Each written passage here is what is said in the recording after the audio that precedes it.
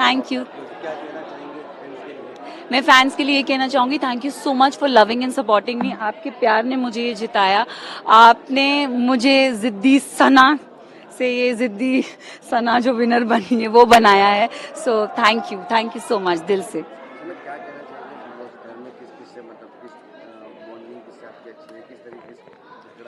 C Bigg Boss, it's mixed emotions.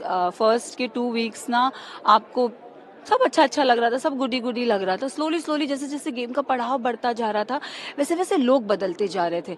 जो आपके साथ बैठते थे वो आपकी बुराई कर रहे थे, जो आपको पसंद नहीं कर रहे थे वो आपकी और बुराई कर रहे थे। तो there came a point where I was left all alone. And एक ऐसा पॉइंट आ गया कि घर में ग्रुप्स बन गए, 2 ग्रुप हो गया जिसमें हम 4 जन थे और बाकी सब एक तरफ। फिर वो एक मोमेंट आया जहाँ पे स्लोली मेरे दोस्त कटने लग गए। तो कई हद तक ऐसा लगा कि यार मैं, क्योंकि ये जो दोस्त मैंने बनाए थे ना वो मुझे समझते थे, वो मुझे पैम्पर करते थे, मुझे हंसाते थे, एक अच्छा लगता था उनके साथ बैठना उठना खाना पीना। Then rest of the thing didn't matter because ये आपके साथ थे, ये 4 लोग आपके साथ थे। बट जैसे जैसे वो निकलते गए वैसे वैसे बुरा लगता गया, घर और आपके अगेंस्ट हो गया। But I think that will power जो आपकी होती है ना, कि not to give up. And I think I was very focused कि मैं यहाँ आई हूँ कुछ लेने के लिए, और मेरा फोकस बहुत स्ट्रेट था। और हाँ, मुझे जीतना था और मैं जीत गई हूँ। दिल ये जिद्दी है। मेरी अच्छी बॉन्डिंग अगर मैं बोलूँ तो नेजी, विशाल, लवकेश, शिवानी।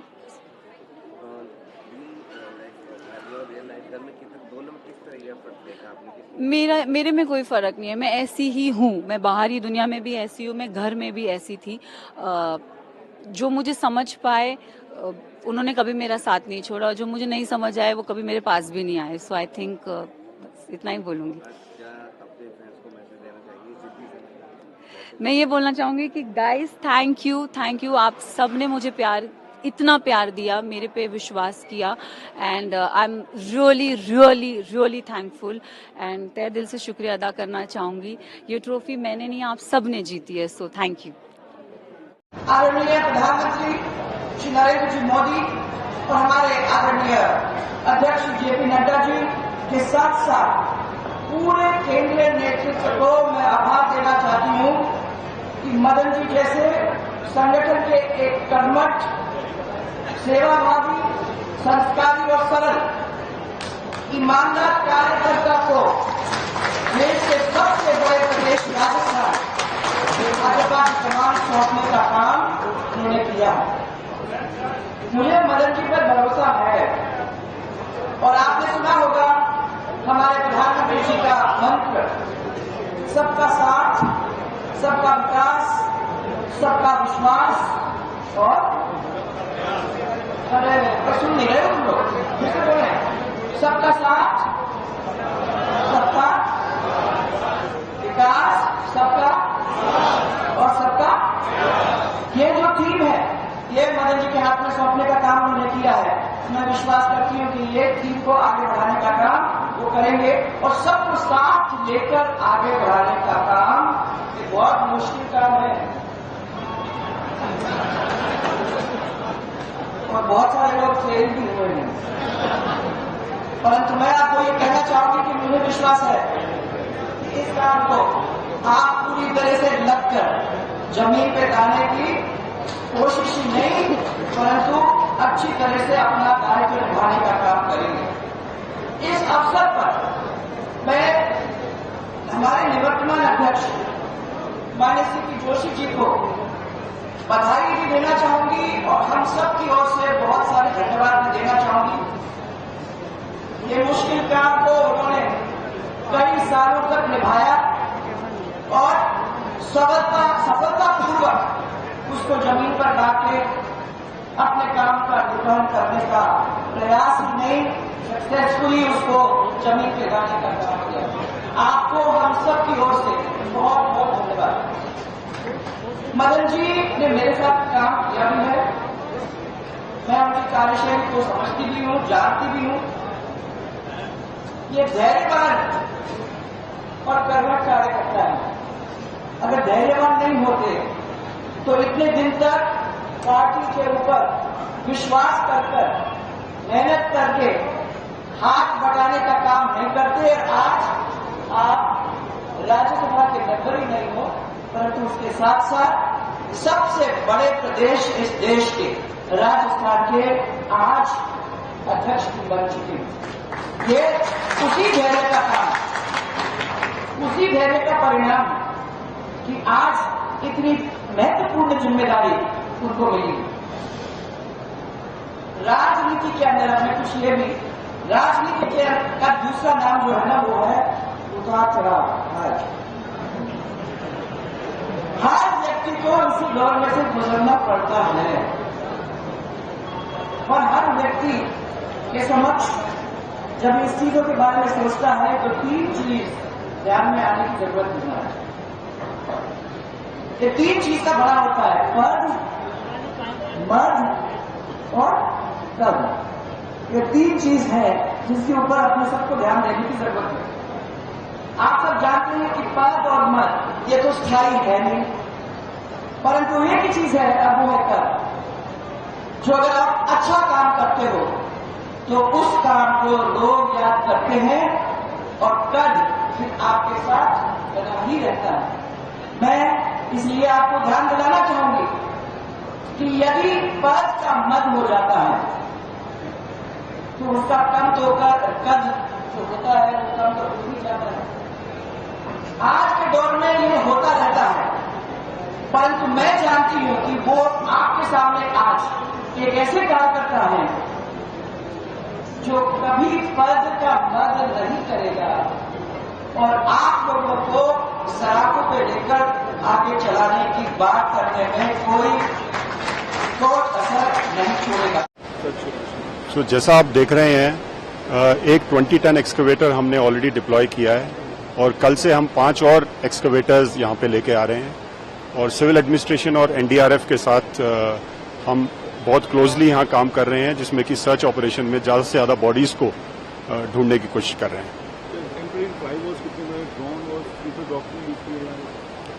हमने क्वाडकॉप्टर को भी यूज़ किया इधर और स्निफर डॉग्स भी हैं हमारे पास, जो आर्मी के डॉग्स हैं, जिसको हमने यूज़ किया। और जैसे आप देख रहे हैं हमारे सामने ही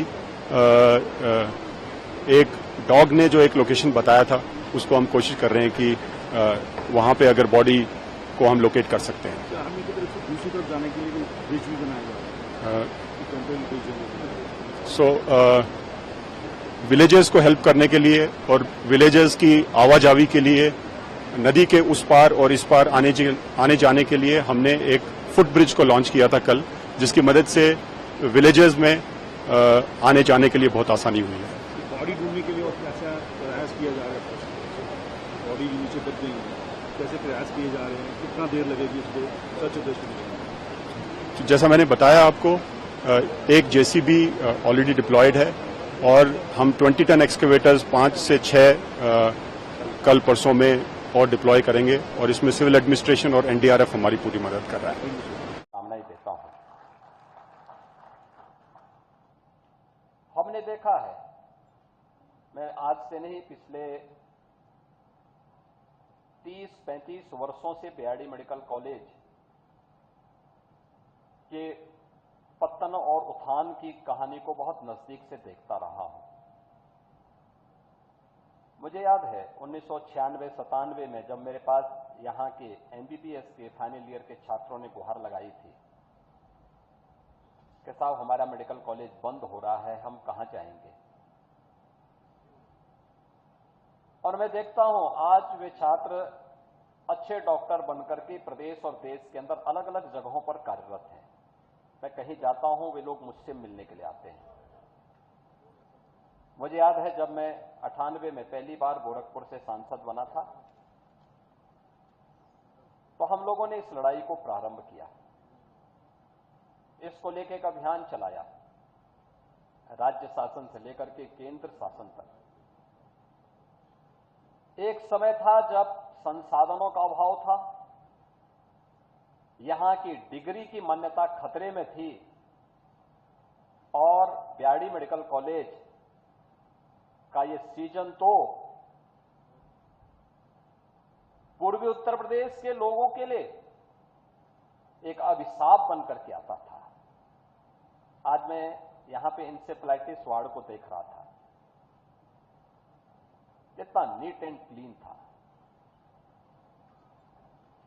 आज मैं यहां देख रहा था, सुविधाएं देख रहा था, मैं मरीज और मरीज के परिजन के चेहरे को देख रहा था। मुझे बणवाड़ में भी जाने का अवसर प्राप्त हुआ और मैं देख रहा था। मुझे याद है जब मैं इस मेडिकल कॉलेज में पहली बार आया था देखने के लिए, मुझे यहीं से एक छात्र ने फोन करके अवगत कराया था कि बड़ी मात्रा में पेशेंट भर्ती हैं, कोई सुविधा नहीं है। उस समय पुरानी बिल्डिंग के तीसरे फ्लोर में, थर्ड फ्लोर में इंसेफ्लाइटिस का वार्ड था और मैं वहां अचानक आया। वहां मैंने देखा कितनी दुर्व्यवस्था थी। एक बेड में 4-4 पेशेंट, एक भी पंखा नहीं चल रहा था, यानी एसी और कूलर की बात तो दूर, पंखे तक नहीं चल पा रहे थे। और पेशेंट के साथ में उनके अटेंडेंट की भीड़ पूरे वार्ड में भरा हुआ था, पूरा वार्ड भरा हुआ था। भयंकर गर्मी, भयंकर बदबू। मेरे साथ जो 2-4 लोग थे वे सब इधर उधर भागते हुए दिखाई दिए, क्योंकि जो भी वहां जाता था उसको चक्कर आ रहा था वहां तक, गर्मी से, बदबू से। और जब मैं उस वार्ड में थोड़े और आगे बढ़ा तो मैंने देखा कि पानी फर्श में बिखरा हुआ था। मैंने कहा पानी क्यों बिखरा हुआ फर्श पे? तो लोगों ने कहा साहब आप सोचिए, 3rd फ्लोर का टॉयलेट चौक था। मैंने कहा कब से बंद है? कहा साहब 7-8 साल हो गए। अनुमान कर सकते हैं क्या स्थिति रही होगी। और आज हम तुलना करते हैं उस समय की स्थिति से। का जहां लोग यूं ही खाने पीने पोषण और मृत्यु हो जा रही है। देखिए, सबसे पहले तो आशा किरण के मामले को थोड़ा अलग नजरिए से देखा जाए। बेहद दुर्भाग्यपूर्ण है, गहन अनुसंधान हो, क्योंकि वहाँ जो बच्चे, जो इनमेट्स हैं, उनकी जिंदगी के चैलेंजेस को हम अगर बहुत इस प्रकार से कह देंगे तो वो सही नहीं होगा। इंतजार करना चाहिए। बेहद दुखद है। मैं उस सेंटर में जा चुका हूँ। विश्वविद्यालय में जब मैं पढ़ा रहा था तो हमारा वहाँ फील्ड वर्क भी हुआ करता था। दूसरा, कोचिंग वाले पे काफी चर्चा हुई है, सीबीआई को जांच गई है, मैं इंतजार करूंगा। लेकिन दिल्ली सरकार किसे कहेंगे हम? GNCTD एक्ट जब पास हुआ ना, उसमें आप सरकार की परिभाषा देख लीजिए। उस परिभाषा को देखने के बाद मैं समझता हूं पांव के नीचे की जमीन हिल जाती है। रिस्पॉन्सिबिलिटी हो तो पावर भी हो। रिस्पॉन्सिबिलिटी विदाउट पावर एक मीनिंगलेस, मैं समझता हूं, पहलकदमी रही है। जो वर्डिक्ट आया है सर SC/ST वाले, वो तो बहुत गलत है। मैं इसके पक्ष में नहीं हूँ। ST/SC में क्रिमिनल और OBC को तो पहले ही बर्बाद कर दिए। अब ST/SC में क्रिमिनल की बात कर रहे हैं। 1.3% भी ST/SC के पास जमीन नहीं है, किसान नहीं है और रोजगार नहीं है। भैया इस पर तो व्यापक चर्चा की जरूरत है। सदन में सर्वदलीय बैठक को जरूरत हो तो अध्यादेश लाया जाए। और यही बात यहाँ के आरक्षण में, जब आरक्षण यहाँ 67% दिया गया तो दोनों दल के जो सरकार थे उन्होंने सही तरीके से उसको प्लेस नहीं किया, सदन में नहीं लाया, सदन के द्वारा नहीं भेजा, कैबिनेट डिसीजन में कुछ त्रुटि रह गई। तो आज जो आप दादा नाना कर रहे हैं तो उस वक्त कहां थे? और यदि इतना गंभीर है तो विपक्ष और सत्ता पक्ष मिल लीजिए, अब मिल के सदन से यहां से भेज दीजिए। हर चीज में राजनीति। पहले ही आपने त्रुटि दे दिया हाईकोर्ट जाने का। आप यदि वो क्लोजर लगा दिए होते तो हाईकोर्ट आपके इस आरक्षण को कैंसिल ही नहीं करता।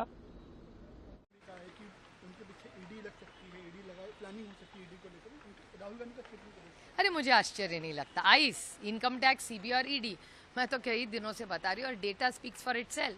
आपको याद होगा भारतीय जनता पक्ष ने एक बड़ा प्रोग्राम चलाया था, डर्टी डजन नाम का, आपको याद होगा, आपकी चैनल ने भी दिखाया था। वो डर्टी डजन गए कहाँ? सारे डर्टी डजन जिनको भारतीय, मैंने नहीं कभी कहा है वो भ्रष्ट है या नहीं है, मुझे नहीं पता भैया, मैं राजनीति में एक दूसरे को भ्रष्टाचार का आरोप करने के लिए नहीं आऊँ, मैं देश की सेवा करने के लिए आई हूँ। और सारे जिन पे भारतीय जनता पार्टी ने जिन पे आरोप किए हैं वो सारे आज बीजेपी या उनके मित्र पक्ष में है और मंत्री भी है। तो आप ये सवाल मुझे नहीं भारतीय जनता पार्टी को करना चाहिए कि भैया भ्रष्ट कौन है, आप एक बार इस पार या उस पार बता दीजिए। और जो आरोप प्रत्यारोप हो रहे, मैंने तो आज तक किसी पे भी कोई भी आरोप नहीं किया।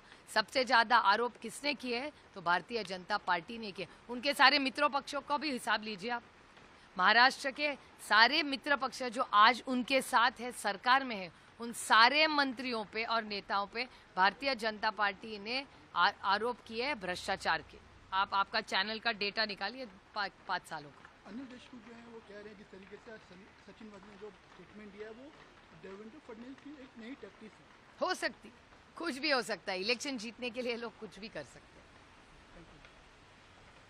देखिए, ये तो आप ऑनलाइन सर्च कर लीजिए, आपको पता चल जाएगा कि जिस अफसर को एलजी साहब ने और केंद्र सरकार ने इस शेल्टर होम का प्रशासक बनाया, एडमिनिस्ट्रेटर बनाया, उस अफसर को सीबीआई ने 2016 में रिश्वत लेते हुए रंगे हाथों पकड़ा।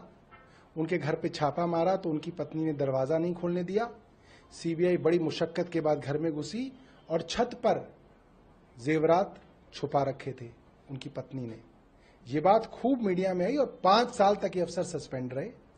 उसके बाद मेरा सवाल सिर्फ एलजी साहब से ये है कि किस आधार पे ऐसे भ्रष्ट अधिकारी को आपने इतने वल्नरेबल, इतने सेंसिटिव मामले में एडमिनिस्ट्रेटर बना दिया। वो पोस्ट जिसके बारे में मशहूर है कि लोग अक्सर यहां पे पैसा कमाने के लिए आते हैं, क्योंकि जो इनमेट्स हैं वो बहुत वल्नरेबल हैं, वो मेंटली चैलेंज्ड हैं, उनकी इम्यूनिटी बहुत लो है, फिजिकली और मेंटली वीक हैं, वो अपने हक की बात कहीं नहीं कर सकते, उनको लूटना सबसे आसान है।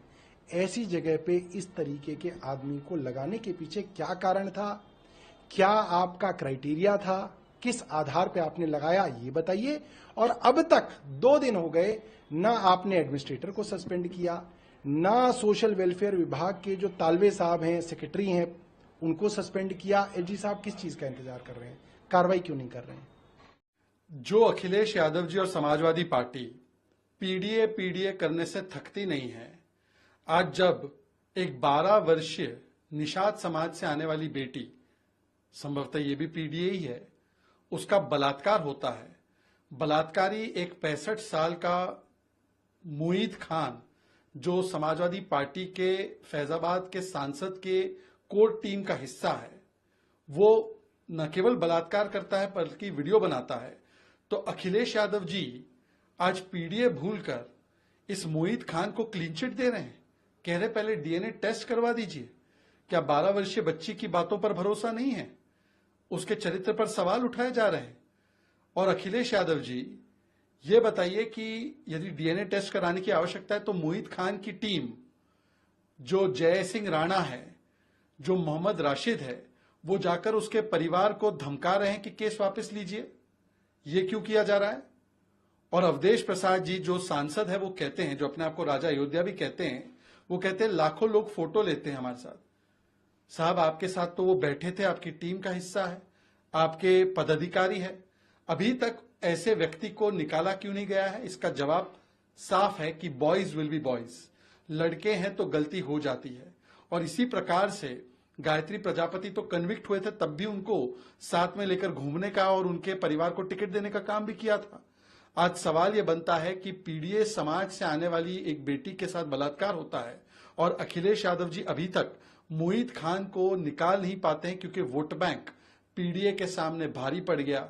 और जो लड़की हूं लड़ सकती हूं के खोखले नारे देने वाली प्रियंका वाड्रा, प्रियंका चतुर्वेदी, इंडिया अलायंस की बड़ी नेता ममता बनर्जी, इन लोगों के भी जुबान पर चुप्पी जो है वो सेकुलर सन्नाटा इस प्रकार के बलात्कार पर ये दिखाता है कि इनको ना दलितों से ना पीडीए से कोई मतलब है, केवल शुद्ध अवसरवादी राजनीति करनी है। देश से लोग आ रहे हैं, उनको खुली छूट दे रखी है, क्यों ना दे? अब यही हेमंत सोरेन मुख्यमंत्री जी थे 2 साल पहले, पशु तस्करों के लिए स्वर्ग बना दिया कि पशु तस्करी हो, गौ माता जाए कटने, कोई पुलिसकर्मी जांच नहीं कर पाएगा। ये आदेश है, सरकार का आदेश है। तो पशु तस्कर के लिए स्वर्ग में हो गया ना, हेवन हो गया। तो कौन रोकेगा? जब पुलिस नहीं रोकेगी तो आम जनता रोकेगा। आम जनता रोकेगा तो उस पर केस हो जाएगा, एफआईआर हो जाएगा कि साहब क्यों रोक रहे हो। और ऐसे ही गठजोड़, कांग्रेस और जेएमएम का गठजोड़, इन्हीं के कांग्रेस के शहजादे लोकसभा में क्या कहा था? हिंदू हिंसक होता है। जो राम को काल्पनिक बता दिए, राम के आमंत्रण को, मंदिर के आमंत्रण को ठुकरा दिए, ऐसे लोगों का गठजोड़ हो गया है। एक राम को काल्पनिक बताने वाले, एक जो हिंदू हिंसक होता है, और दूसरे जेएमएम के प्रमुख जिन्होंने पशु तस्करों को छूट दे रखी है, जिन्होंने बांग्लादेशी लोगों को घुसाने के लिए छूट दे रखी है, पूरी झारखंड की संथाल की डेमोग्राफी बदल दी जिन्होंने।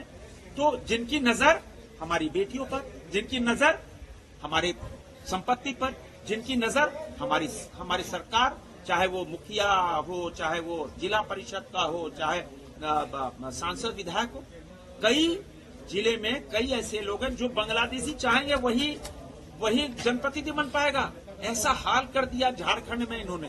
अब इसीलिए हम जन जागरण चला रहे कि अब चेतो नहीं, जो हम सब यहाँ बहुसंख्यक है ना, अगर नहीं चेते तो अल्पसंख्यक बन जाएंगे।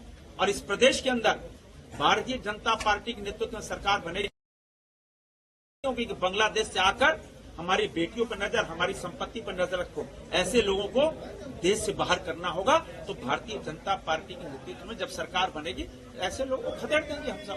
मैं यही कहूंगा, जिसपे बिग बॉस की दया दृष्टि, जिसको वोट ज्यादा मिली वो जीत गई, और that is how life is. Sir, agent हमेशा फ्लोजर आता रहा आपका, तो पहली बार आप इस तरीके के शो में आए, तो किस तरह का एक्सपीरियंस रहा, और किस तरह का एक्सपीरियंस रहा वहाँ के जो भी कंटेस्टेंट थे, जो सदस्य बिग बॉस की? नहीं, इसके पहले भी मैंने रियलिटी शोज किए हैं। खतरों के खिलाड़ी किया है, पैसा भारी पड़ेगा किया है, झलक दिखलाजा मैंने को होस्ट किया था। तो बीच बीच में मैं करता रहा हूँ रियलिटी शोज, बट ऐसा रियलिटी शो पहली बार किया है। बहुत इंटेंस है, मुश्किल है बहुत। 42 डेज परिवार के साथ टच में नहीं रहना, 15 अजनबियों के साथ एक घर में बंद रहना बाहरी दुनिया से, और उसके बाद जो मुश्किलें जो बिग बॉस हाउस में आती हैं, चाहे खाने पीने को लेकर हो, चाहे नींद को लेकर हो, सो काफ़ी मैं कहूँगा ट्राइंग और मुश्किल एक्सपीरियंस है। बट इसमें से कुछ सीख लेकर निकला हूँ मैं, कुछ बदलाव लेकर निकला हूँ, कुछ यादें लेकर निकला हूँ जो हमेशा मेरे साथ रहेंगी। सबसे अच्छी बॉन्डिंग किसके साथ रही, इससे सबसे ज्यादा झगड़ा हुआ? सबसे ज्यादा बॉन्डिंग मेरी अच्छी रही अरमान मलिक के साथ और दीपक चौरसिया जी के साथ। कृतिका के साथ भी अच्छी बॉन्डिंग रही मेरी। ज्यादातर लोगों से मेरी बनी, बट कुछ 3-4 लोग थे जिनसे नहीं बनी। वो थे सना मकबूल जो अब शो जीती हैं, लवकेश, विशाल के साथ भी थोड़े झगड़े हुए, शिवानी के साथ भी थोड़े झगड़े हुए। शिवानी के साथ कुछ अच्छी बॉन्डिंग भी रही?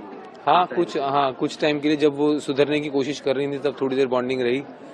बट कहते हैं ना, लोग आदत से मजबूर होते हैं, तो उनकी भी कुछ आदतें हैं जो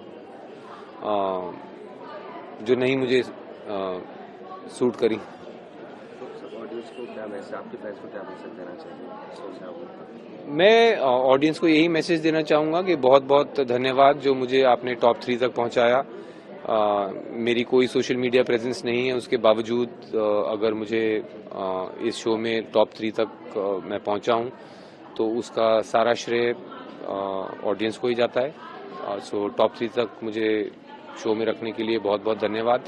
बाकी यही है कि ये मेरा कोर एम्बिशन नहीं है रियलिटी टीवी शो जीतना। मेरी जो कोर एम्बिशंस हैं वो दुनिया जानती है, वो फिल्म मेकिंग में है, एक्टिंग में है, और अब 42 डेज के बाद मैं बाहर निकल रहा हूँ तो उम्मीद करता हूँ कि वहाँ पे मेरे लिए चैलेंजेस होंगे। बिल्कुल, अब जियो सिनेमा पर ही आने वाला है एक शो शेखर होम, मैं उसमें भी हूँ, इसमें लीड कर रहे हैं के मेनन, फैबुलस एक्टर, हमारे सीनियर हैं, बहुत अच्छे कलाकार हैं। तो वो पहले रिलीज होगा, उसके बाद देखते हैं। कि उनको ईडी के छापे का डर लग रहा है जब से उन्होंने बजट पे कहा है। मुझे हंसी आ रही है। उनको काहे डर लग रहा है? वो तो कहते हैं कि मैं किसी से डरने वाला नहीं, तो फिर डर काहे का? हाँ, पहले के काले कारनामे कुछ हुए तो हो सकता है कुछ हुए होंगे तो डर होगा, तभी तो बोल रहे हैं कि डर लग रहा है। कह रहे हैं कि संसद में जब से पीएम मोदी और चक्रव्यूह वाली बयान हमने दी है तब से डर लग रहा है। चक्रव्यूह, पीएम मोदी का चक्रव्यूह, बजट को जब से चक्रव्यूह कहा है तब से ईडी के छापे का डर लग रहा है, सोर्सेस बता रहे उनको। देखो, ये बेफरवाद बात करते हैं, ये विपक्ष के नेता बने हैं, अभी इनको सीखना चाहिए, समझना चाहिए। और मुझे लग रहा है इस तरह की बेफरवाद बात करके जनता को दिग्भ्रमित करना चाहते हैं। ये कांग्रेस की जो गंदी राजनीति है उसका वो दुष्परिणाम है। महात्माओं का आशीर्वाद और मंच पर और सामने विराजमान समस्त जनप्रतिनिधियों का जो आशीर्वाद मुझे मिला है, ये मेरी शक्ति बनेगा। और निश्चित रूप से जो मंच ने आज मुझे चेतावनी दी, जो मुझे सावधान किया, मैं ये कोशिश करूंगा कि आपके आशीर्वाद से और निश्चित रूप से मैं उन कामों को करने में अपना खून पसीना बहा दूंगा, किसी भी प्रकार की कमी नहीं रहने दूंगा। ऐसे तो मैं भाषण देने की स्थिति में नहीं हूं, लेकिन चूंकि औपचारिकता पूरी करनी है, इसलिए मुझे कुछ बातें हिम्मत करके बोलना है आप सबके सामने। देखिए, डबल इंजन की सरकार है हिंदुस्तान में। ऊपर देश के प्रधानमंत्री नरेंद्र भाई मोदी है, जिन्होंने तीसरी बार इस देश के प्रधानमंत्री पद को ग्रहण किया और देश के सर्वांगीण विकास में वो अपना योगदान दे रहे हैं। नरेंद्र भाई मोदी जी ने दुनिया में भारत का परचम बढ़ाया, परचम लहराया, वसुधैव कुटुंबकम का भाव लेकर के वो दुनिया में विश्व गुरु का दर्जा प्राप्त करने के लिए, विश्व गुरु का भारत को दर्जा दिलाने के लिए वो अपना योगदान दे रहे हैं। किसी प्रकार की कसर वो छोड़ने वाले नहीं है। ये हम सबको पता है कि आप सबने भी बहुत मेहनत करी और उसके कारण से आज हम भारत में फिर से नरेंद्र भाई मोदी जी के नेतृत्व में हमारी सरकार बनाने में कामयाब रहे। मोदी जी ने क्या किया, ये आप सबके सामने है। प्रत्येक व्यक्ति का जीवन स्तर ऊंचा उठाने के लिए, प्रत्येक व्यक्ति को घर देने के लिए उन्होंने योजनाएं बनाई है कि प्रत्येक व्यक्ति सामर्थ्यवान बने, मजबूत बने और दुनिया में कहीं भी किसी भी प्रकार से भारत के नागरिक का मस्तक नीचा नहीं होना चाहिए। इस प्रकार का काम उन्होंने किया है। माँ बेटी की जो मृत्यु है बहुत दुखद है, लेकिन उसके साथ साथ दिल्ली में जो अन्य 15 मौतें हुई हैं, उसके साथ साथ कल परसों रात को जो 13 मृत्यु उस आशा किरण होम में हुई हैं, उसकी जिम्मेदारी संजय सिंह क्यों नहीं लेते? मृत्यु में भी अगर वो राजनीति ढूंढ रहे हैं तो शर्मनाक है। हम पहले दिन से कह रहे हैं कि कोई भी विभाग हो, कोई भी विभाग, एमसीडी है, दिल्ली पुलिस है, दिल्ली फायर सर्विसेज है, पीडब्ल्यूडी है, दिल्ली नगर निगम है, डीडी है, जिस भी विभाग की कोताही है उसके खिलाफ कार्रवाई कीजिए, उनके अधिकारियों को सजा दीजिए। लेकिन अगर आप उसमें भी राजनीति ढूंढेंगे कि ये नाली किसकी, ये नाला किसका है, तो शर्मनाक है दिल्ली की सरकार। इनका काम था नालों की सफाई कराना, इनका काम था दिल्ली की जनता को सहूलियत देना। दिल्ली ऐसी दिल्ली नहीं है कि लोग पैदल चलेंगे और सड़क पे मर जाएंगे, ऐसी दिल्ली की कल्पना हमने नहीं की थी और इसकी जिम्मेदार दिल्ली की सरकार है। संजय सिंह, सौरभ भारद्वाज, आतिशी मार लेना, आपको जिम्मेदारी लेनी चाहिए, जिम्मेदारी से भागना नहीं चाहिए। और जहाँ तक बात है उपराज्यपाल के यहाँ प्रदर्शन करने की, वो प्रदर्शन सिर्फ इसलिए है कि इनकी चोरियां पकड़ी जा रही हैं। अब माननीय हाई कोर्ट ने भी नरेंद्र नगर घटना की जांच के सीबीआई के आदेश दे दिए, सच सामने आएगा, पता चलेगा विधायक ने कहने के बावजूद भी नाला साफ नहीं कराया, क्यों इंक्रोचमेंट होने दी, क्यों चांदी के टुकड़ों में अपने जमीर को बेच दिया। बस, और ये जो राजनीतिक इशू पे मौन धारण किए हुए हैं और कोई भी इस घटना का जिक्र नहीं कर रहे हैं। देखिए, जहाँ तक इस घटना का सवाल है, ये घटना बहुत ही दर्दनाक है और शर्मनाक है और इस घटना की जितनी निंदा की जाए शब्द छोटा हो जाएगा। इस घटना से संबंधित जो भी लोग हैं उनकी विवेचना की जाए, सत्य का पता लगाया जाए और जो भी दोषी हो कानून के हवाले रखकर उनके खिलाफ जो भी कानून सजा देता है सख्ती के साथ उनके खिलाफ कार्रवाई होनी चाहिए जिनका इन्वॉल्वमेंट है। और इस दिशा में पुलिस को भी चाहिए, वरिष्ठ पुलिस अधिकारियों को चाहिए, विवेचक को चाहिए, जो आईओ होते हैं, जो तफ्सीस जिसको कहते हैं, कि किसी भी दबाव में, किसी भी के दबाव में ना करके दूध का दूध पानी का पानी अलग करें। और जहाँ तक पीड़िता का सवाल है, पीड़िता के साथ हमारी पार्टी, हम लोग पूरी तरह से खड़े हैं, उसको न्याय दिलाने के लिए पूरी तरह से खड़े हैं, उसमें कहीं शक शुबा के सवाल नहीं। आज अफसोस के साथ कहना पड़ रहा है कि भारतीय जनता पार्टी इस पर राजनीति कर रही है। मेरा विनम्रतापूर्वक ऐसे लोगों से निवेदन है कि ये राजनीति का मोमेंट नहीं है, ये पॉलिटिक्स का नहीं है, ये संवेदना का है, दर्दनाक घटना है, उसको न्याय दिलाने में लगें और जो भी दोषी है उसके खिलाफ कार्रवाई की जाए, इनोसेंट को फंसाया न जाए। और इसको और अच्छा आने के लिए डीएनए टेस्ट लगा लिया जाए, डीएनए टेस्ट करा लिया जाए, जो टेस्ट की बात तो अभी अखिलेश यादव ने भी करी है, समाजवादी की जाए, उसको आर्थिक सहायता की जाए। और समाजवादी पार्टी पूरी तरफ से उस पीड़िता के साथ, उस परिवार के साथ पूरी मुस्तैदी के साथ खड़ी है, उसमें कहीं शंका का, शक का कोई आधार नहीं है। भारतीय जनता पार्टी के पास कोई काम तो है नहीं। आज बड़े बड़े सवाल हैं देश के सामने, महंगाई का है, युवाओं का रोजगार का है।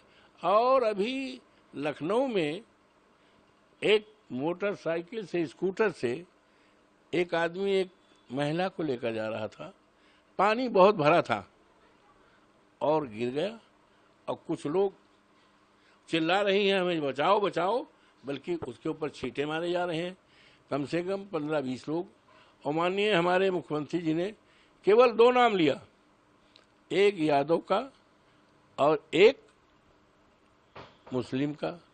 तो ये, और उसके बाद उसमें 15-16 ऐसे लोग हैं, करीब करीब प्रत्येक जाति के लोग हैं। तो कल जो अपराधी होता है उसका कोई जाति नहीं होती है। मेरा तो 45 साल की राजनीति है, मैं कभी भी जिसका अपराध से जरा कोई रिश्ता रहा हो, नजदीकी रहा हो, उसको अपने पास फटकने नहीं दिया, उससे किसी प्रकार का सहायता नहीं लिया। लेकिन अभी बीजेपी का कहना है ये और प्रदेश सरकार, जहाँ तक तस्वीर का सवाल है, हम लोग राजनीति करते हैं, चुनाव जीतने के बाद और चुनाव दरमियान में लाखों लाख लोगों ने हमारे पास वो खिंचाया, यहाँ तक सेल्फी लेते हैं, लड़के जो हैं सेल्फी ले लेते हैं। और मैं दिल्ली में जब से हूँ, रोजाना आप आकर देखो, कम से कम 500 लोग फोटो खिंचाते हैं। बाहर के लोग, कोई महाराष्ट्र का है, कोई राजस्थान का है, कोई मुरादाबाद का है, कोई जो है बिहार का है। हमारा जन्मदिवस 31 को था, तमाम लोग आए बुक्के लेकर के, फोटो खिंचाए। और कुछ लोग कहते हैं हमारे सिर पे हाथ दे लीजिए, कुछ कहते हैं हमारे कंधे पर हाथ दे दीजिए। अब आप बताओ, अभी कल हवाई अड्डे पे आए, कम से कम 20 लोगों ने कहा हम फोटो। तो फोटो का जहाँ तक सवाल है, अगर फोटो की बात की जाए तो बड़े बड़े नेता, बड़े बड़े ओहदे पर रहने वाले सब पोल पट्टी खुल जाएगी, लेकिन फोटो को कोई नकार नहीं सकता, चाहे हम हो, चाहे आप हो, चाहे कोई भी पद ओहदा वाला हो। फोटो का कोई, हम कैसे मना कर सकते बताइए। हम जा रहे हैं और 4 लोग देखे कि ये सांसद हैं जो देखें, अरे मैं प्रणाम करता हूँ, अरे आप, हम फोटो खाना खाने जाते हैं तब वो कर लेते हैं। तो फोटो का ये सवाल है, तो भारतीय जनता पार्टी को इस तरह की राजनीति करना नहीं चाहिए और भारतीय जनता पार्टी को पीड़िता के